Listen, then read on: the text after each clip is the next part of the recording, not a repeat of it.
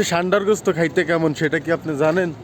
বাংলাদেশে এত আলোচিত সান্ডা সান্ডা সান্ডা, আসলে কি বলবো, যারা সৌদি আরব আছে তারা জানে। আপনি কি জানেন সান্ডার গোস্ত খাইতে কেমন? কেউ কি খাইছেন? আমার অভিজ্ঞতা থেকে আমি বলতে পারি আমি সান্ডার গোস্ত খাইছি, আমার অজান্তে আমি খাইছি। আমি জানি না, একটা বড় ভাই আমারে দিছে, আমি প্রথমে খাইছি, খাওয়ার পরে এটা কিরকম ফিলটা কবুতরের গোস্তর মতো, ঠিক আছে নি, পুরি কবুতরের গোস্ত বললে হয়। বুড়ো যে কবুতরটা যেগুলো একটু ডিম ফাড়ে বা বাচ্চা দেয়, ওই কবুতরের মতোই খাইতে, কিন্তু ষান্ডার গোস্তটা একদম লবণাক্ত, এত লবণ যা বলার বাইরে।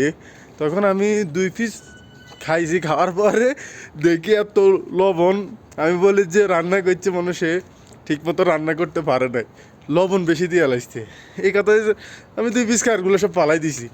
তারপরে জানি কি শুনি এটা হচ্ছে ষান্ডার গোস্ত, তারপরে তো মাথা খারাপ, কি খাওয়াই দিল গুল খাওয়াই দিছে শালার। আর অথচ বাংলাদেশে এত ঠান্ডা নিয়ে আলোচনা, কেউ আজ পর্যন্ত জানে না ঠান্ডার গোস্ত খাইতে কেমন। শুধু একমাত্র সৌদি আরবে যারা আছে, যারা খাইছে, তারাই জানে এটা দিন একটু নুনতা নুনতা। আমার কথাতে একমত কিনা এটা কমেন্ট করে জানান কে কে ঠান্ডা খাইছেন।